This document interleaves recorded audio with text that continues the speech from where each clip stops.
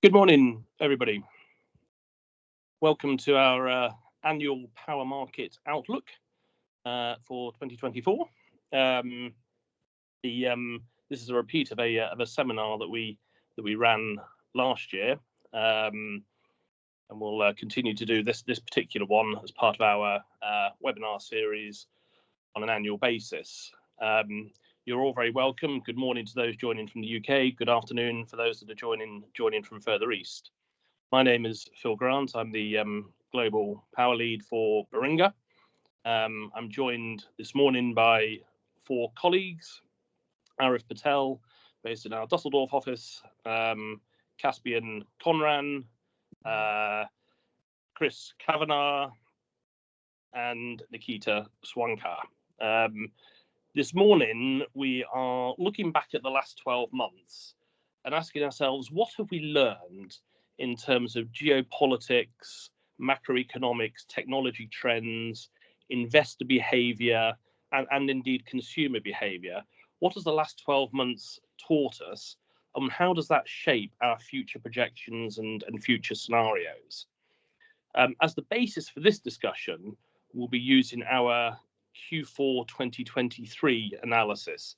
We're in the process at the moment of updating for our latest edition of reports, the Q1 2024 editions, and they'll be issued to our subscriber base over the next few weeks. Our scenarios at any point in time are our best view of the future. They are an independent view. They are used equally in buy and sell side processes. We're not swayed whether we're on the buy side or sell side of a transaction.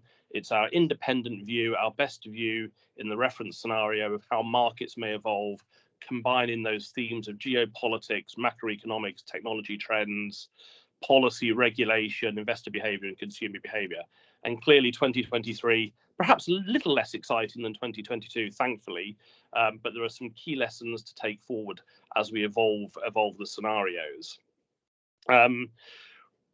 We will spend about 40 minutes presenting today. We very much welcome Q&A, and please, I'd invite you to use the chat function. We may answer some of those online, and towards the end of the seminar, we'll have a Q&A forum where we'll take questions. But with no further ado, I'll pass over to Caspian, who's going to set the context for today's discussion, and I'll start the proceedings. He'll then pass over to Nikki to take us forward on some of the background and context. Thanks, Phil. Wise words in sense of an interesting framing when we say it's less exciting than 2022. I think that's fair to say at the end of 2023. But some of clearly the sort of thematics that we saw in the macro environment emerge during COVID, but also obviously in the result of Ukraine, have continued. Most notably, whilst inflation has peaked, it's still a challenge, and there's a challenge to return it to target, hopefully by half year of this year. But that's clearly still generating a higher rate environment, maybe not higher for longer, but certainly still normalizing rates in a way that we haven't seen for the last 15 odd years.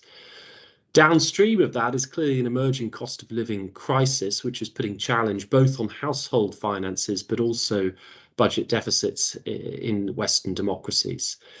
And I think to add to that, there's the continuation of what we're seeing, which is global fragmentation, the sort of end of the post-war American hegemony of the Great Moderation, and the start, whether it be we point to the Red Sea or we point to Ukraine, of increasing frictions in the geopolitical environment. And that's creating pressures on supply chains of where to locate, where to nearshore, and potentially competition for critical resources and critical minerals, which are actually critical components for our energy transition, as well as military technology. The policy response to that so far has been one of national resilience, the notion that maybe globalization as we know it has peaked. We're seeing regression in certain trade in certain sectors, particularly those in sensitive sectors such as tech and those critical resources needed for the modern economy of tomorrow. And that's going to have profound implications for us looking to deploy clean tech and renewable assets in the years ahead. And I think the last point is that the extension of national resilience, and at least in the energy sphere, is pro-cyclical for the energy transition. National resilience in Europe, probably given our lack of domestic resources, unlike the US with shale gas, means more renewables, means a clean and accelerated energy transition. But as more parties join Europe on that road, there's going to be greater competition for the critical components and the supply chain in needing to support that. Most notably, of course, the Inflation Reduction Act, which has turbocharged manufacturing capacity for certain components in the United States, but also, of course, added demand to a shortage of components. So I think, as Phil says, a continuation in some respects of the themes that we saw in 2022. And the core message of the macro context is that there are adverse challenges that we're now facing.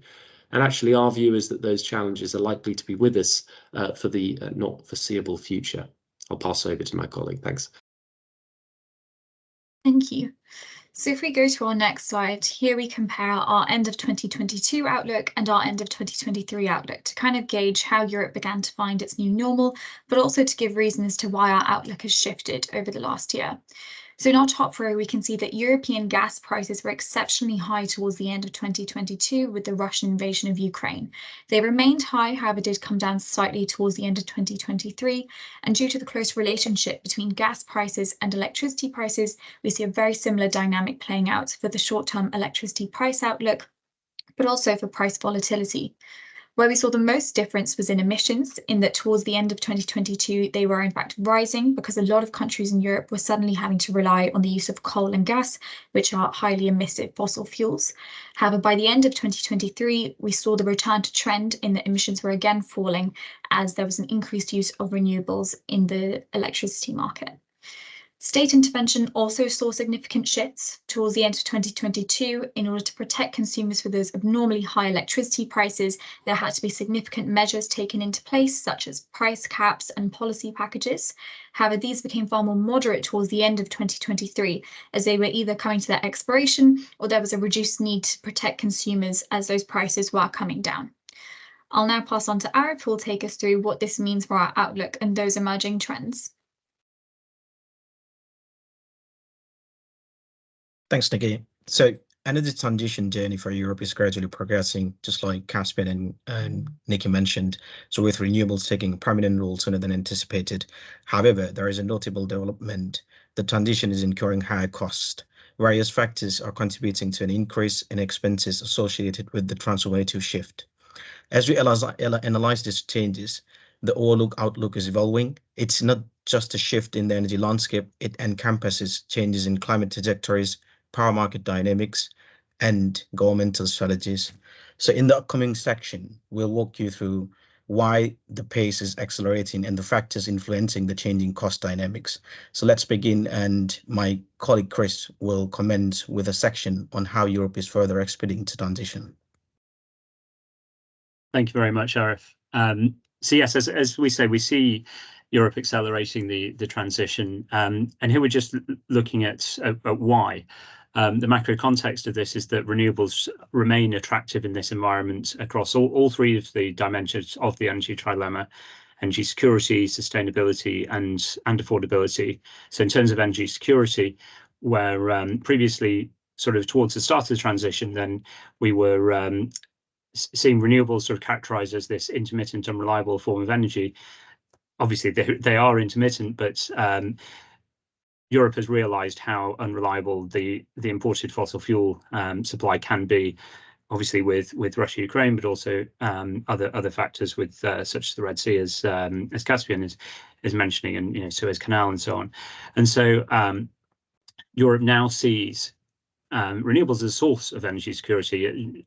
We've got homegrown generation. Now there is a threat to that in terms of the supply chain for renewables and the threats to sort of global trade, and also the problem about where do these things get made. And Europe's starting to address that and to try to deal with problems at solar manufacturers, for example. In terms of sustainability, governments keep increasing their targets. We keep getting more renewable purchases by companies, as Arif will show you shortly, and it has continued to increase in salience as an issue as we see the weather effects and so on starting. So again, that pushing renewables forward. Where this is starting to fade a little bit, and we sort of faded the arrow to indicate this, is in terms of cost. So renewables are still cheaper than fossil fuels per megawatt hour, but we've seen some increasing challenges in terms of cost of renewables, and we'll go on to explore those a little bit later. Those perhaps what's the biggest threat probably to further acceleration. So if we move on to the next slide, please. And so we just focus on the right-hand side here. Really, this is sort of our overall outlook, that where from 2021 to 22 we saw a really significant increase in the pace of the transition. This time, not a great deal of difference in the cost. This time we do see a further acceleration. It's less profound than last time. It's not yet slowing down, and obviously, we're still projecting great growth and more growth than we were, but it's not as profound a shift as last time. Where we do see a very profound shift is in terms of higher costs. The cost of the transition have greatly increased, and we'll talk about that in the second section. This section just focusing on the speed. We do see an increase in the speed of transition. That's driven by corporate demand in PPAs, driven by the ambitions of governments, and also driven by governments starting to actually make some of the policy changes required to reduce the barriers to development, which Arif will go on to talk about in a second. So Arif, I'll pass over to you to talk about this pace of transition. Thanks, Chris. So on this slide, it's basically showing our 2030 projections of power generation mix. We see energy transition in Europe has been accelerated, mainly in the last couple of years, while it's continuous in our latest outlook. So the share of renewables has seen a notable increase from our pre-Ukraine crisis projections in 2021, now around 70% from 65% in the year 2030. However, we may say it's slowing down due to some hurdles that still exist and need addressing across the rest of the 2020s. In this transformative journey, solar power emerges as a standout technology, showcasing substantial progress. And the driving forces behind this acceleration include persistent demand for power purchase agreements, predominantly from corporates, ambitious policy upgrades across European countries, and a collective push for energy independence post the Ukraine crisis. In the next slide, I will delve into the specifics, exploring these factors and their respective actualizers. Now, basically, that leads to our first actualizer. The first point that stands out is in the face of volatile macroeconomic conditions, the European power purchase agreement market remains remarkably resilient. Despite some challenges, it has demonstrated robustness, maintaining fairly consistent demand for renewable energy deployment, averaging 7 gigawatt from 2020 to 2023, as you can see from the left-hand side on the chart. Now, solar and wind are at the heart of this growth. While on the right-hand side, you can see the second key takeaway from this slide is that pivotal role played by tech industry.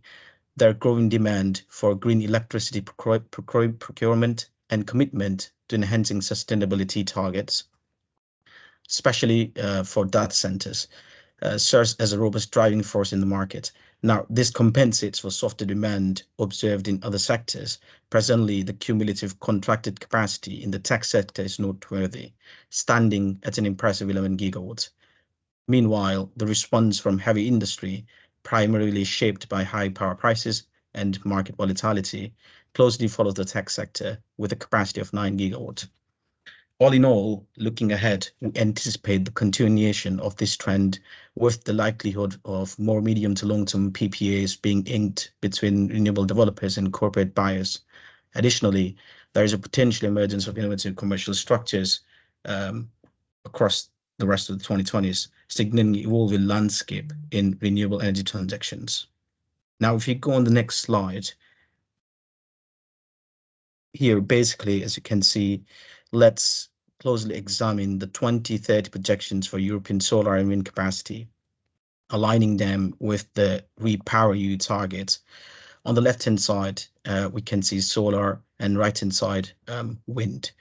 So as we scrutinize these projections, it becomes apparent that the post-Ukraine crisis aspirations carefully outlined by EU states have yet to fully materialize in our 2030 outlook against REPowerEU targets. Notably, there is a significant deployment gap, often referred to as the aspiration gap or ambition gap, in both solar and wind. While these gaps remain substantial, there is a positive aspect. They seem to be narrowing compared to our early assessments. The aspiration gap, currently around 250 gigawatts for combined solar and wind capacity, highlights the challenges that countries encounter. It indicates that despite heightened government policy, meeting REPowerEU targets remains a formidable challenge. In the upcoming slide, I will delve into the whys behind these aspiration gaps. Arif, can I just pause you there for a moment? A technical explanation. This is a slightly different version of Teams. There's a Q&A function on the top of the chart. So I'd invite people to use that Q&A function for questions. We've already had a couple filter through around supply chain risk and the distinction between corporate PPAs driven by cost and those driven by sustainability. But I just want to highlight people that it's a slightly different variant of Teams that we're using this morning with that Q&A function at the top. So please pop questions in there, and we'll do a wrap up in a moment or so. Back to you, Arif. Thanks, Phil. Now that basically leads us to our actualizer 2. Now, let me explain the chart. So this chart is showing the decarbonization targets from European countries against suggested REPowerEU targets in the proportion of final energy consumption generated from renewables. Amber dot is showing countries' target set in 2019, whilst green dot is showing countries' updated target in 2023, while the red shows if country has not updated its targets or it's got worsened compared to previous one. The primary driver of the aspiration gap that we can see from these charts is that some member states lack sufficiently ambitious renewable targets aligned with REPowerEU. So despite an evolving landscape with increased policy ambitions in specific EU states over the past 2 years, driven by the pursuit of energy independence, high power prices, volatility, as we mentioned, there is a notably diversity in renewable target ambitions. So certain member states are exceeding expectations, as you can see from the bottom of the charts, while many others are still fully aligning or in the process of aligning with REPowerEU, emphasizing the complexity of the transition. So overall, this diversity in ambitions emphasizes the complexity of the transition, where varying level of commitment and progress shape the overall trajectory. In the next slide, we'll walk you through the major hurdles that is basically faced by European power markets. So European energy transition path towards further ambition still encounters significant hurdles, particularly in intricate deployments of renewables. These challenges persist due to barriers in development process, including issues with planning, permitting, and grid constraints. This situation distinguishes Europe from our counterparts like US, creating prolonged and most costly journey for deployment. So as illustrated on the left-hand side of the slide, the average lead time for renewables project in Europe was around 7.5 years, in contrast to the US, where it's shifted for 5 years. Now, average lead time, we mean development time until the project is ready to build. Now, examining the percentage share of grid connection and transmission costs in the CapEx on the right-hand side, we observe a relatively high average cost in Europe, but with considerable variation across different member states. So these collective challenges impose limitations on the ability of European states to achieve their aspirations for deploying the desired amount of renewable capacity. Addressing these complexities became paramount for steering towards a more efficient and streamlined path to energy transition for meeting 2030 target. That basically leads to our last but not least third actualizer on the next slide. In 2023, as we can tell from the slide, we observed a policy innovation in member states aimed at reducing barriers to renewable deployment and aligning with Commission directives to expedite development. So, for instance, permitting times for solar and onshore wind renewables are being shortened, with repowering projects potentially obtaining permits within 6 months to 1.5 years. These initiatives are being translated into action at the national level. As you can see from some of the examples on the right-hand side, Spain, basically for renewable projects as large as 150 megawatt for solar and wind, the development time has been shortened. Similar development on Bulgaria and Poland as well. So collectively, we anticipate these measures will foster further growth in development rates, marking positive stride toward achieving our renewable energy objectives across Europe. In the next section, Chris will walk us through the consequences of the acceleration of renewables and costly transition we've seen so far. What's your, Chris? Thank you very much. Thank you. So we had a bit of good news in that last slide about governments addressing some of the barriers to renewables development. This is another good news slide. This is showing the emissions trajectory we now project to 2030. The great news is that the emissions over the decade, in contrast to last time, are actually looking like they're going to be lower than was predicted pre-Ukraine. So just to explain the chart a little bit, the light blue here is the change in emissions we saw in our previous outlook at the end of 22, showing far more emissions at the early part of the decade, and that was driven by those high gas prices that drove the return to coal, and so even some coal plants being brought out of retirement to supplement where there were problems with gas availability. In this new outlook shown in the dark blue, we showed again the change versus 2021, but in our latest outlook, and we see at the start of the decade there is still more coal burnt and hence more emissions than we would have said pre-Ukraine. So the gas prices are still fairly high, but we see that trend reversing much more strongly in the later part of the decade, driven by that greater rollout of renewables that I've been talking about, the greater generation for renewables displacing fossil fuels, and coal retiring more quickly than previously anticipated. So it's sort of two dynamics: less fossil fuels overall driven by renewables, and also just less coal shifting to gas, and gas being basically the fossil fuel that keeps going. So we move to the next slide. The second consequence we've identified here is about the volatility of prices. So we see essentially prices becoming a little bit more volatile, with them shifting out of the middle band and shifting into very low price hours, very high price hours. So these are price projections in the day-ahead market in a particular European country, which we've not identified for confidentiality reasons, but it's a pattern we see across a couple of markets. So to explain the chart here, the grey dots show our end of 2021 outlook pre-Ukraine. And in that outlook, you've got 90% or so of the hours were in the middle bracket, from 5 to 100 euros per megawatt hour. So the vast majority of prices there in that kind of normal price hour.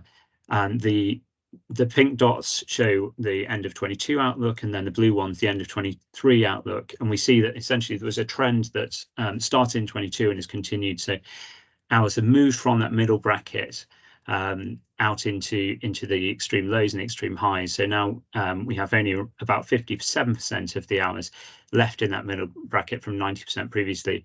Far more low price hours. That's driven basically by more renewables on the system, so more hours of renewable surplus and even curtailment. And then on the right hand, then we see far more of the very high price hours, and that's driven again by less coal, less base load, and more of the kind of flexible plants coming in and facing high carbon prices as well as gas prices. So we move to the next slide. Really links to this one.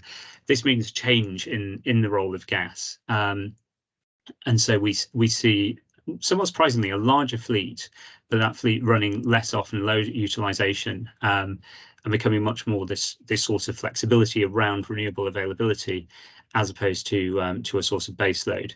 So on the left-hand side, we see that in 2030 across Europe, we see actually a 5% greater gas capacity than our previous end of 22 outlook, but lower generation. And so this equates to fairly significantly lower utilization across the gas fleet, even though it's a larger fleet.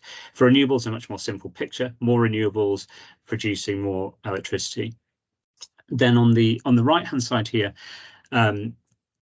we've had a look at what that means for sort of the daily profile of gas generation in Europe.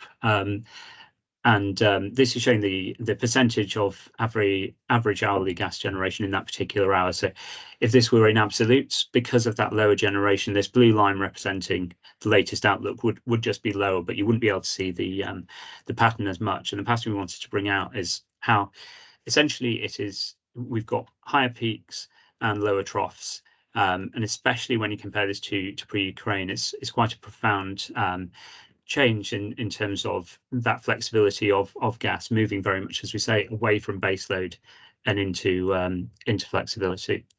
And so I'll pass over to Caspian and Nikki then to continue the story with the more expensive transition. Caspian, over to you. Let's press on for now, Caspian. I have got a couple of questions here around supply chain risk, which I'd like you to touch on, and Sure. dependency on manufacturing in China. To what extent are we dependent on the supply chain functioning effectively over the next decade, and to what extent is that a major risk factor? And then Chris around corporate PPAs, but we'll take those in a moment. Okay, so as Chris and Arif just walked us through, the first part of this presentation was to say that actually we see the European transition continue to accelerate. We don't see that changing, and that's driven by three kind of actualizers or drivers: the resilient PPA market, upgrades in policy ambition, and policy reform around barriers to development. And I guess that's the positive side of the story. And as Chris showed on the graph there, that leaves the ball from 2021 to 2022 and to 2023 on the x-axis. But of course, the y-axis on that graph is not quite as positive, which is around costs. And so we frame this presentation as a faster bit dearer. That is to say that, yes, we're in the midst of an accelerated transition, but that transition is becoming more expensive, and that will clearly have implications for those on this call. There's three core drivers to that, which we'll take in turn. We'll share our latest WACC and LCOE numbers with this audience. The first is obviously financing costs. Both debt and equity have risen considerably. Commodity prices have also risen, and that's impacted downstream capex as well as freight and labour input costs. And the third is around protectionism, and as Phil pointed out, an increasing challenge around what the supply chain can provide in terms of the material inputs. So if we go to the first slide, then we'll look at our financing outlook on the next slide. And I think the first thing to say, which is the obvious, is clearly we have just experienced the fastest and deepest rate tightening cycle in modern history, at least the last 50 years, raising rates from about 0.25, 0.5 basis points to over 5%. That's happened in a relatively uniform way across all developed markets. I think there's one thing to say that is interesting, that is that narrative of higher for longer, which we heard in the half year of last year, was started to give way a bit. Actually, rates and the outlook for rates has started to come down, and we expect rates to probably settle anywhere between 3% and 4% by the end of this year. So coming off from those highs of about 5.5, 6%. Having said that, our medium-term outlook in terms of financing cost is clearly quite significant. In 2024, our outlook now is that financing costs for debt and equity will be 22% higher than they were just 24 months ago. And actually that challenge, that outlook is likely to stay persistent with us until 2030, where we still see financing costs 11% higher than they would have been in 2022 under our old outlook.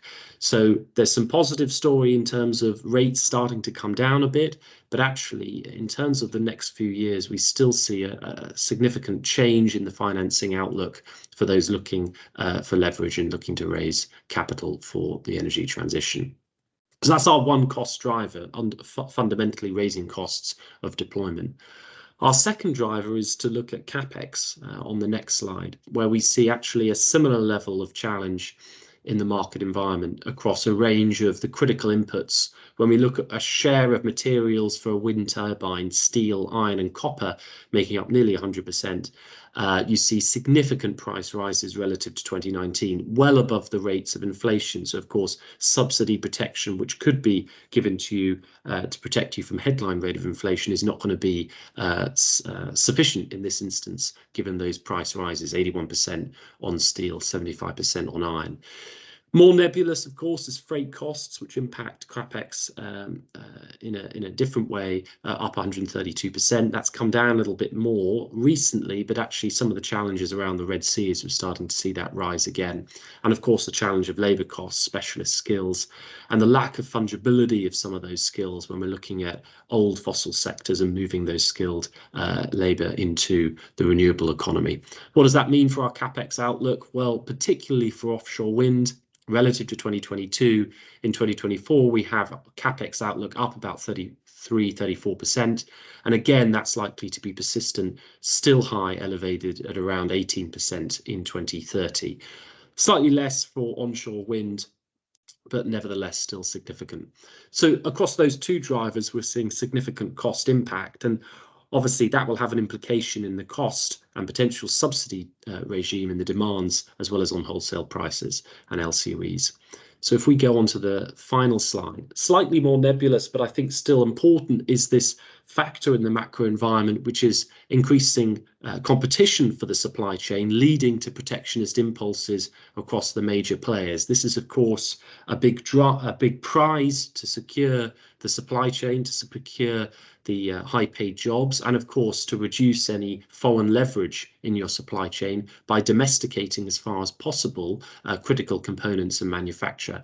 And we're seeing across, whether it be China and their bans on rare earth metals, the US IRA, and obviously the subsidy, domestic orientated subsidy regime there, or the European Union's Critical Material Act, we're seeing a concerted effort, whether that be domestic sourcing requirements, the exclusivity of certain subsidies to certain domestic companies, a clear and concerted effort to secure the supply chain. And the impact of that is likely to be a higher cost net.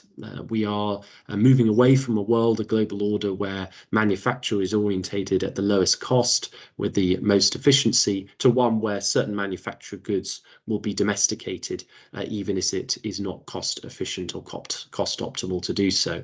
On the right hand side, you're seeing the impact of that, trade measures installed by years across goods, services and investment, a clear rise from about 2017, 2018 levels, up 193% in 2023.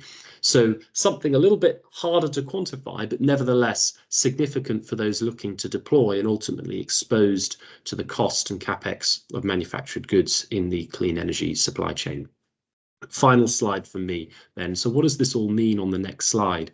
Well, I think it's really pertinent because fundamentally we're departing from an environment that was relatively benign. If we think of the environment from 2010 to 2019, financing costs continued to fall because base rates and corporate debt continued to fall, down 37% relative to 2010.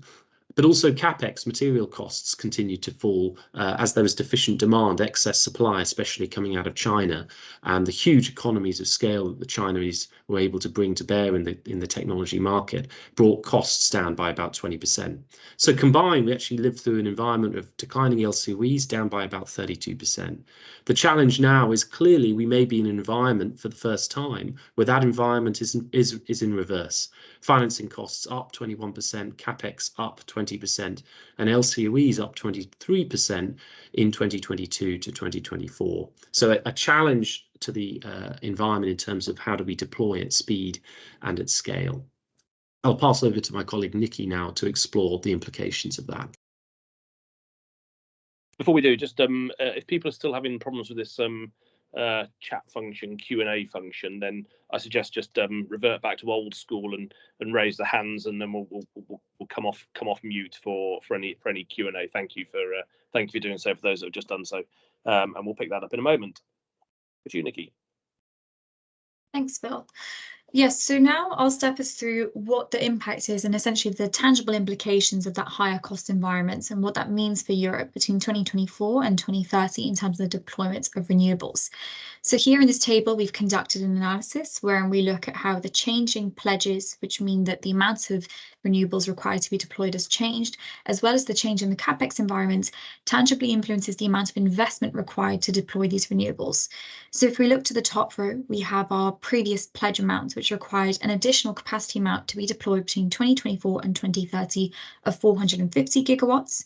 That's held with the previous CapEx environments, which, if you remember that Caspian just mentioned, was relatively low, meant that the total cost of this amount of capacity to be deployed came to around 430 billion euros. If we come down a row, we increase the pledge amount to match the recent Repower EU requirements, which forecast that around now they'll need 510 gigawatts in the same timeframe, but we hold the CapEx to the previous low amount, and so the total cost comes to around 490 billion euros. This is a 60 billion euro increase purely on the basis of increasing the amount of gigawatts to be deployed. And if we come into our bottom row, we have our existing environment in which we have the accelerated capacity deployment, but also that higher CapEx environment. And so now the total cost comes to around 580 billion euros. And if we're just to take a step back for a second, we can see that between our 2022 outlook and today, the increased amount of investment required simply due to increased capacity requirements, but also that higher project financing, higher CapEx and higher LCOEs means that the total cost incurred has increased by 150 billion euros. When we go on to the next slide, we can see what this means when we look at specific technologies. So if we can go to the next slide, please. Thank you. So here we choose to look at offshore wind, as I'm sure many of you will have seen in the media of late that they are highly exposed to these high cost increases, and this is largely due to two main factors. So number one, offshore wind has very long lead times, which means that these PPAs and deals may have been negotiated in a lower CapEx environment a few years ago, wherein the price at the time that was fixed was high enough to still bring in profits. However, now due to changing costs, those profit measures may have changed, and so those locked in prices are no longer rendering that these projects are still economically viable. The second factor is that offshore wind also has a lot of technological innovation, which means that changing parts also require changing supply chains. And as Caspian mentioned, we see that a lot of the policy measures are coming in place to actually change the way that supply chains are structured. And so we see further costs incurred. If we look at this particular graph, we can see that we've plotted the cumulative capacity foregone in the calendar year of 2023, just for offshore wind projects. Now here we choose to look at both Europe and the US, as we're seeing very similar financial conditions play out across the Atlantic. And we've selected a few just to call upon. So for example, we can see that in June of last year, Equinor, BP and Ørsted all announced their intentions to renegotiate PPAs. As I mentioned before, this is due to the fact that the prices were initially locked in when costs weren't expected to increase so significantly. And so now, in order to keep these projects profitable, investors are choosing to go back to the table and renegotiate so that profits can continue to come in. We can also see that there have been final investment decisions being delayed by Ørsted in June of last year. We even saw terminations in July of last year with Avangrid terminating PPAs, and we more dramatically saw Vattenfall actually halt their production of the Norfolk Boreas project in July of last year. And so this paints a picture of an emerging trend, not only from 2023, but also bleeding into 2024, as we saw in January of this year with Equinor and BP, wherein these higher costs are actually causing projects to no longer be profitable and therefore no longer economically viable. And so investors are becoming more and more uncertain, and it's more difficult for them to be able to secure profits and returns on their investments. Now, this isn't to paint an entirely doom and gloom picture of offshore wind. It's important to remember that offshore wind is still growing rampantly and continues to play an an exceptionally important role in the energy transition. However, it offers us a very sharp snapshot into the material impact of these increased costs and what it means for investors in the current day. If we go to just to butt in slightly. I mean, obviously, we've seen the response now from the UK government on the change to the administered strike price from AR5 to AR6. So governments are responding. I think offshore has proven. This may sound a slightly controversial statement. Offshore has proven to be a good value for the consumer. There is a huge value in large-scale decarbonisation at scale, notwithstanding the benefits to UK PLC through the development of the supply chain. I sincerely hope that AR6 that we see in the UK is successfully cleared. Obviously, there's a lot in the media, in the news now around projects remain challenging even at the increased strike price. So we'll see how that plays out over the next few months. But I think it would significantly jeopardise our 2035 targets if we see another failed offshore auction here, and government really should be well aware of that. Nikki. Thank you, Phil. And that actually leads us very nicely into the next slide, where we actually talk about the increased need for this government intervention. So here we can see that actually strike prices have fallen in previous years. Now, this is because we obviously saw that low LCOE and CapEx environments with costs starting to fall. And so prices no longer had to be so high to continue to incentivize investors to remain in the market. And so market equilibrium could be reached at a much lower strike price. As we can see on the left-hand side, in the French onshore wind and solar market, strike prices were falling between 2021 and 2022. On the right-hand side, we have our GB offshore wind strike price market, and we can see between AR1 and AR4, that those strike prices continue to fall. However, now, as we've seen, these increased costs mean that in order to keep private investors in the market and in order to continue deploying these assets, strike prices are going to have to increase to kind of negotiate this new market equilibrium that is required. And we can already see that the French market has responded to those market signals with the increased strike price between 2022 and 2023. And our Beringer analysis on the right-hand side shows that we do project, as Phil has mentioned, the government will be increasing that strike price to anywhere between the range of hopefully £50 to £65 per megawatt hour. But also we forecast that in the year 2030, GB is set to spend 11% more on CFD payouts compared to our 2022 outlook.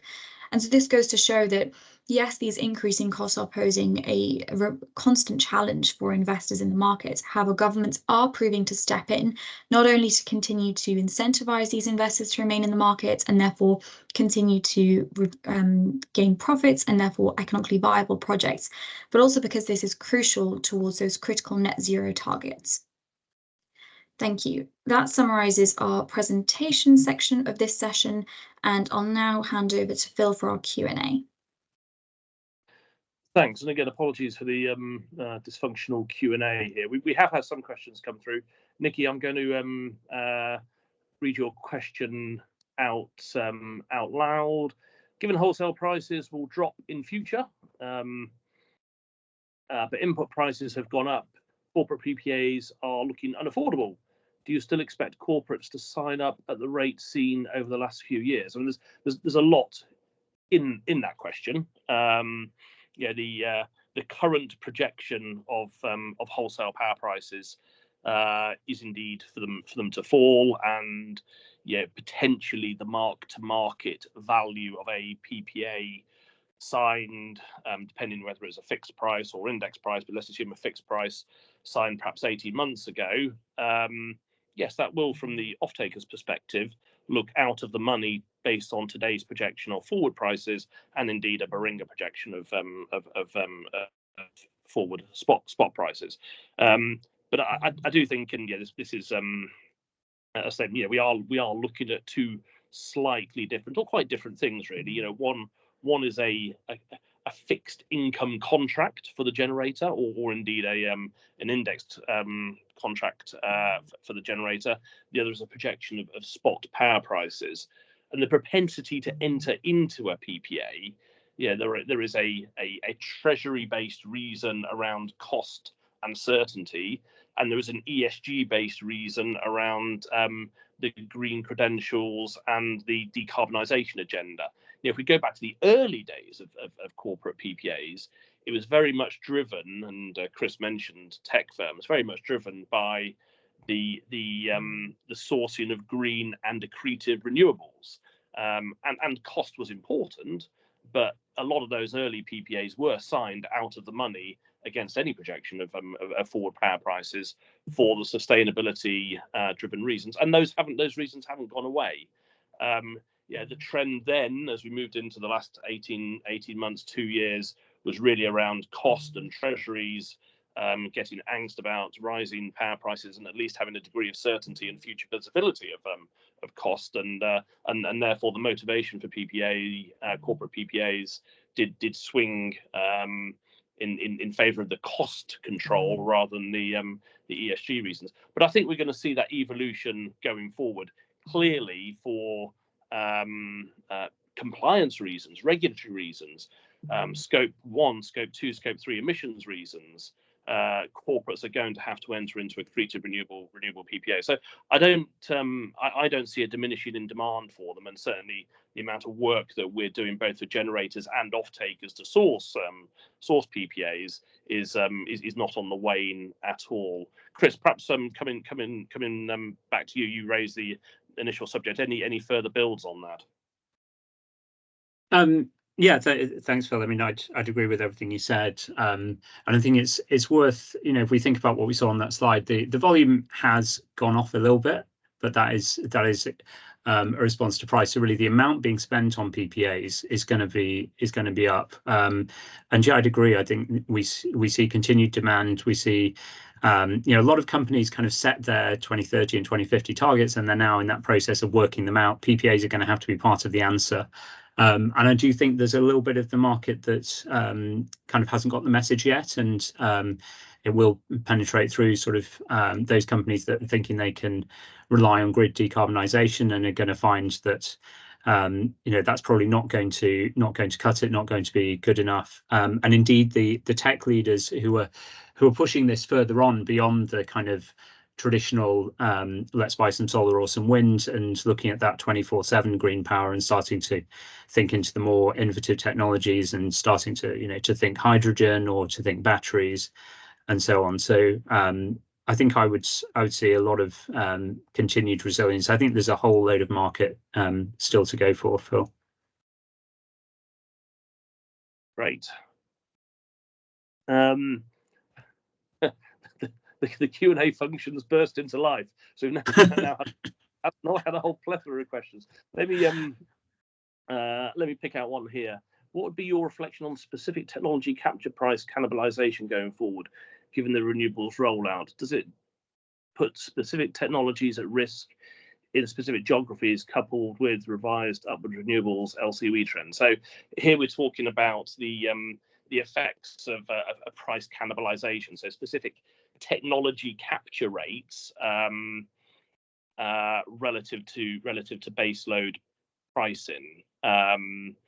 Now, of course, the capture rates for technologies is a well-known, very obvious trend that as renewable zero marginal cost generation increases, solar during the day, wind during windy periods, it depresses wholesale prices, and therefore the weighted average capture price for those technologies will be lower than the average. And conversely, not only do they depress power prices when generating, they miss out on the high power prices when they're not generating for solar, typically evening peaks in northern European markets. So yes, we do see growing cannibalization rates. 5%, 6%, 7% for solar, trending up towards 15, 17, 20% even over the next decade or so. This does, and again, my comments here are all based on merchant power pricing. So this is the very purist view of how does a particular technology operate against a day-ahead spot price.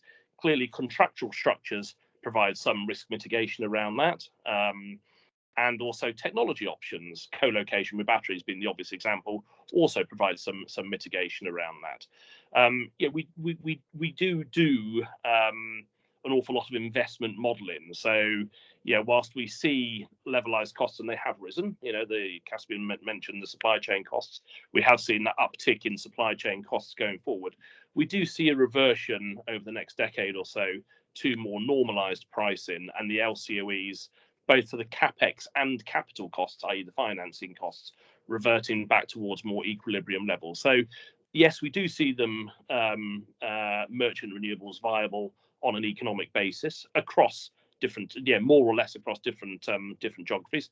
Do we see them making sustained economic, super economic returns? No, we don't. And increasingly for some technologies, solar aside, but particularly for wind and other forms of renewable, monetization against other than just the day-ahead energy market.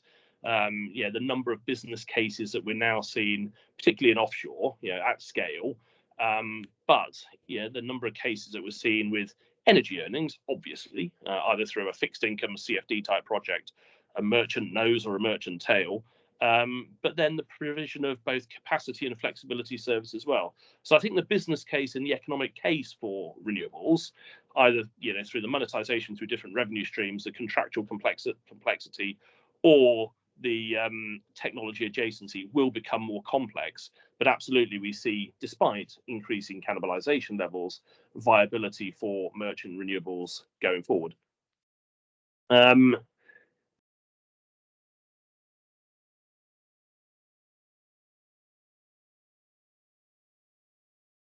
There's another question here.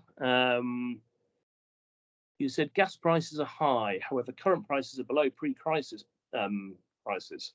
That's the today's forward curve I think we're referencing as we come out the back of another warm winter. Baseload prices at the EX are below Baringa forecasts for the next 10 years. How does this affect closing the gap of renewables? Again, it's a little bit similar to the previous point. Yes, today's forward curve is, and obviously, when any point in time when we produce our projections, we do reference the forward curves. It would be, particularly in our reference scenario, it would be somewhat naive not to observe where the current traded market is. But again, back to the similar point that I commented around the propensity to enter into PPAs for Nikki's question. Taking a medium to longer term view, investors do have to accept that there will be volatility around near-term price movements, whether it's in the forward curve or indeed any projection. And we do still see viability in the in merchant renewables across different technologies going forward. The margins will become tighter. We've seen that over the last few years. The number of questions and inputs that were now being demanded of us around GOOs, as an example, guarantee of origin. A few years ago, GOOs were the equity cream on the cake, for want of better expression. Very much now an integral part of the business case as people look to eke out value across the full capability of the asset. Perhaps time for one more question. I just add there on the gas, Phil, when you're finding one, it's worth realizing that though yes, we've had the mild winter, Europe's done a tremendous job really in keeping the storage full. We have moved from something where Europe was getting huge amounts of very cheap gas through very cheap pipelines, and now we are going to be relying on LNG. We're going to be competing far more with countries around the world. So sort of a low price today doesn't necessarily mean a low price tomorrow. But there are so many dependencies. What happens with the Chinese economy, particularly in terms of the demand coming from the Far East. But it has moved. It's a little bit like with the renewables moving to a higher LCOE. Europe's moved to a more expensive way of getting gas than it used to have, regardless of what the spot price is on a particular day. Phil, we've got 2 minutes. Do we have another good question to go for? There's lots of questions. Some of them are quite detailed around capex. Phil, there's just a quick one on the tech variation of capex, which I think is correct. So yes, I mean, on the supply chain capex front, we are seeing offshore wind obviously being the most affected And as the question suggests, solar not so much, actually much more stable outlook, downward trending potentially in our forecast as well. And there's an interesting question about how that may impact both policy choices and the obviously options open to developers as well. So yes, not want to overstate the cost challenge, which I think is very pertinent for certain technologies, specifically wind, but clearly less so across different regions and different technologies. Just on offshore wind, so one of the things that needs to be done is that kind of more plan-led approach, thinking about, you know, supply chain and so on when it's planned. I think we're probably at a point now where sort of there's competition for skills and for vessels and so on, and really the planning needs to catch up all those resources that are going to be needed to make it work, because, you know, the targets are phenomenal. But we wouldn't have the capacity in right now to do that stuff. So governments really need to think about that when they're doing it. Sorry, Phil, go for it. No, I'm just going to wrap up and thank everybody for joining this morning. Apologies for that gremlin in the Q&A function. We've now got a plethora of questions. Most of you will have my contact details or contact details of the team. So if there is a specific issue that you want to want us to address, do let us know.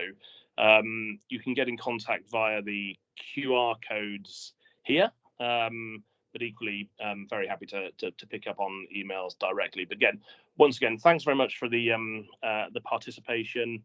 Thank you, Arif, Caspian, Nikki, and Chris for presenting this morning. And we look forward to seeing you in 12 months' time as we reflect on what's ahead of us in 2024.